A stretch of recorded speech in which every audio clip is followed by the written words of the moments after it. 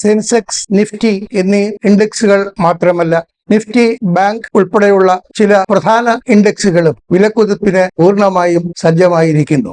ഈ വസ്തുത വ്യക്തമാക്കുന്നതാണ് മാർക്കറ്റുമായും സമ്പദ് വ്യവസ്ഥയുമായും ബന്ധപ്പെട്ട് ഉരുത്തിരിഞ്ഞിരിക്കുന്ന സാഹചര്യങ്ങൾ.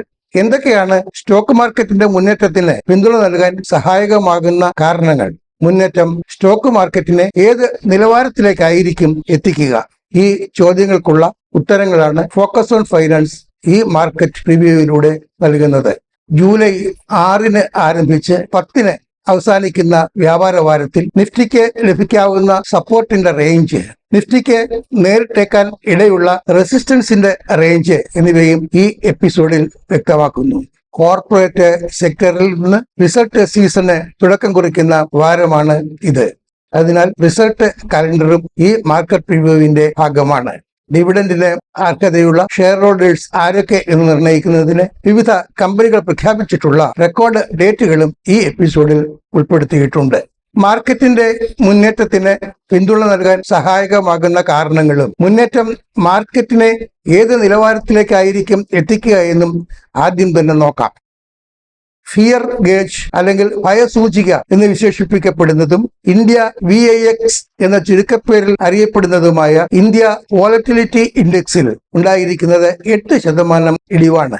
NSE ക്രിയേറ്റ് ചെയ്തിട്ടുള്ള ഈ റിയൽ ടൈം ഇൻഡെക്സ് അടുത്ത 30 ദിവസത്തെ മാർക്കറ്റ് എക്സ്പെക്ടേഷൻ സൂചിപ്പിക്കാനുള്ളതാണ്.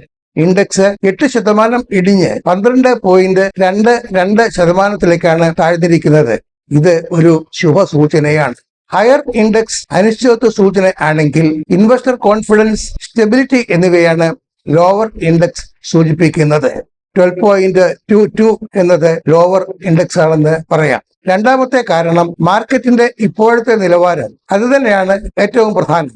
സെൻസെക്സിന് 77,000 പോയിന്റിന് മുകളിലും നിഫ്റ്റിക്ക് 24,000 പോയിന്റിന് മുകളിലും ക്ലോസിംഗ് സാധ്യമായിരിക്കുന്നു.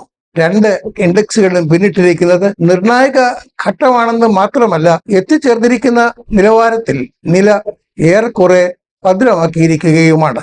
ഉറച്ച ഈ പ്രതലത്തിൽ കാലൂന്നി മുന്നോട്ട് കുതിക്കാൻ 2 ഇൻഡെക്സുകൾക്കും സാധിക്കുമെന്ന് ഉറപ്പാണ്. മൂന്നാമത്തെ കാരണം ചരിത്രപരമാണ്. ജൂലൈ എക്കാലത്തും മാർക്കറ്റിനെ സംബന്ധിച്ചിടത്തോളം ശക്തമായ പിന്തുണയുടേതാണ്. കഴിഞ്ഞ 10 വർഷത്തെ ചരിത്രം തന്നെ നോക്കാം. 8 ജൂലൈകളിലും മാർക്കറ്റ് നേട്ടത്തിൻ്റെതായിരുന്നു. 2019, 2025 എന്നീ വർഷങ്ങളിൽ മാത്രമേ മോശമായ ജൂലൈ അനുഭവപ്പെട്ടിട്ടുള്ളൂ. ബാക്കി 8 തവണയും ശരാശരി 3% ഏറെ നേട്ടമാണ് നിഫ്റ്റിക്ക് കൈവന്നത്. Nifty mid cap, Nifty small cap ഇൻഡെക്സുകൾ എന്നിവയും ഈ കാലയളവിൽ വലിയ നേട്ടമാണ് ഉണ്ടാക്കിയത്. ചരിത്രം ആവർത്തിച്ചാൽ ഇൻഡെക്സുകൾക്ക് 3% നേട്ടം കൈവരാം. അതായത് നിഫ്റ്റിക്ക് 25,000 പോയിന്റ് കൈയെത്തും ദൂരത്താകും. സെൻസെക്സിന് 79,000 പോയിന്റിന് മുകളിൽ സ്ഥാനം നേടാനുമാകും. മാർക്കറ്റിന്റെ മുന്നേറ്റം ഉറപ്പായിരിക്കും എന്ന് കരുതാനുള്ള മറ്റൊരു കാരണം ഓവർസീസ് ഇൻവെസ്റ്റേഴ്സ് അവരിൽ നിന്നുള്ള വിൽപ്പന സമ്മർദ്ദത്തിലുണ്ടായിരിക്കുന്ന ഇടിവാണ്. കഴിഞ്ഞ മാസം, അതായത് ജൂണിൽ, ഓവർസീസ് ഇൻവെസ്റ്റേഴ്സിൽ നിന്നുള്ള ഓഹരി വിൽപ്പന ഈ വർഷത്തെ മറ്റു മാസങ്ങളിലുണ്ടായ വിൽപ്പനയേക്കാൾ കുറവായിരുന്നു. അതാകട്ടെ വളരെ ഗണ്യമായ കുറവുമായിരുന്നു. സൗത്ത് കൊറിയ, തായ്വാൻ മാർക്കറ്റുകളെ അമിതമായി ആശ്രയിച്ച് കൈവള്ളിയ ഓവർസീസ് ഇൻവെസ്റ്റേഴ്സിന് ഇന്ത്യൻ മാർക്കറ്റ് വീണ്ടും ആകർഷകമായി കൊണ്ടിരിക്കുകയാണ് എന്നതിന്റെ സൂചനയാണ് ജൂണിൽ ഫോറിൻ ഔട്ട്ഫ്ലോയിൽ കണ്ട ഇടിവ്. മാർക്കറ്റിന്റെ മുന്നേറ്റം പ്രതീക്ഷിക്കാനുള്ള കാരണങ്ങൾ അവിടെ കൊണ്ടൊന്നും തീരുന്നില്ല. പശ്ചിമേഷ്യയിലെ സംഘർഷത്തിന് അയവ് വന്നതോടെ ക്രൂഡ് ഓയിൽ വില ബാരലിന് $70 എത്തിക്കഴിഞ്ഞു. റെക്കോർഡ് നിലവാരത്തിൽ നിന്ന് 55% ഇടിവാണ് രേഖപ്പെടുത്തിയിരിക്കുന്നത്. എന്ന് മാത്രമല്ല, ക്രൂഡ് ഓയിലിന്റെ സപ്ലൈ വളരെയേറെ വർദ്ധിച്ചിട്ടുണ്ട്. ഓവർ സപ്ലൈ ആണ് എന്ന് തന്നെ പറയാം.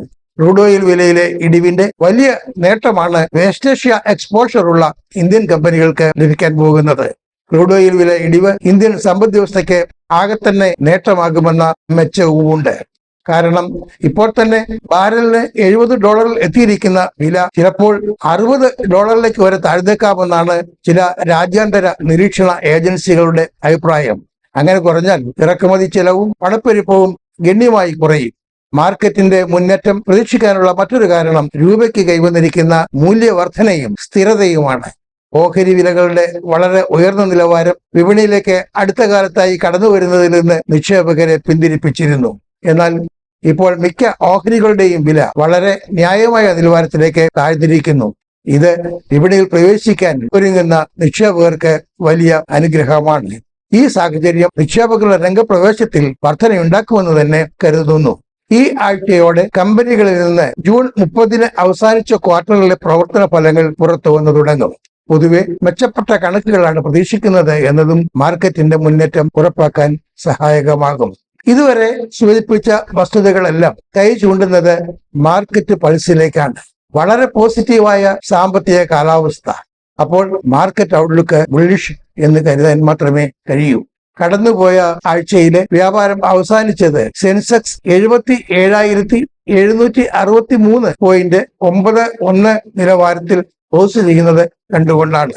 നിഫ്റ്റി 50യുടെ ക്ലോസിംഗ് നിലവാരം 24,270.85 ആയിരുന്നു.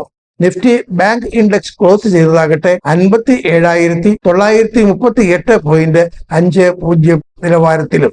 ജൂലൈ 6 ആരംഭിക്കുന്ന വ്യാപാര വാരത്തിൽ നിഫ്റ്റിക്ക് ലഭിക്കാവുന്ന സപ്പോർട്ട് 23,900-നും 24,000-നും ഇടയിലായിരിക്കുമെന്ന് കണക്കാക്കുന്നു. ഇനി നിഫ്റ്റി മുന്നോട്ട് ആണെങ്കിൽ നിഫ്റ്റിക്ക് നേരിട്ടേക്കാവുന്ന റെസിസ്റ്റൻസിന്റെ റേഞ്ച് 24,550-നും 24,650-നും ഇടയിലായിരിക്കും. ഇനി പ്രവർത്തന ഫലം പ്രഖ്യാപിക്കാൻ വിവിധ കമ്പനികൾ പ്രഖ്യാപിച്ചിട്ടുള്ള തീയതികൾ ഏതൊക്കെ എന്ന് നോക്കാം.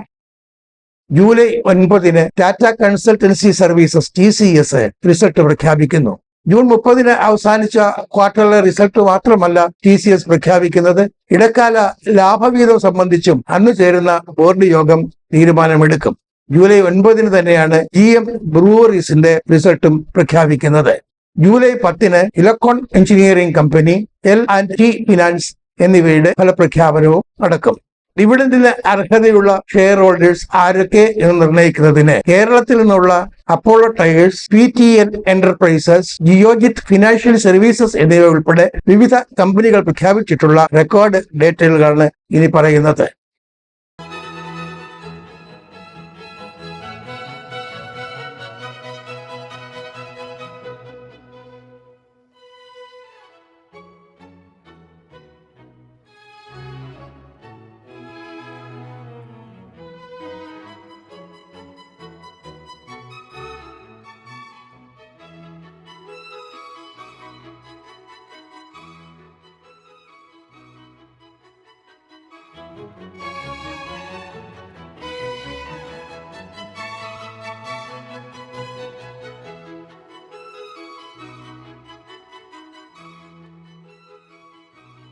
India UK free trade agreement FTA നിലവിൽ വരുന്ന തീയതി വളരെ അടുത്തെത്തിയിരിക്കുന്ന പശ്ചാത്തലത്തിൽ നിക്ഷേപകർ നിരീക്ഷിക്കേണ്ട വളരെ സുപ്രധാനമായ വസ്തുതകൾ കൂടി വിശദമാക്കിക്കൊണ്ടുള്ള ഫോക്കസ് ഓൺ ഫൈനാൻസിന്റെ അടുത്ത മാർക്കറ്റ് റിവ്യൂ ജൂലൈ 12 ഞായറാഴ്ച.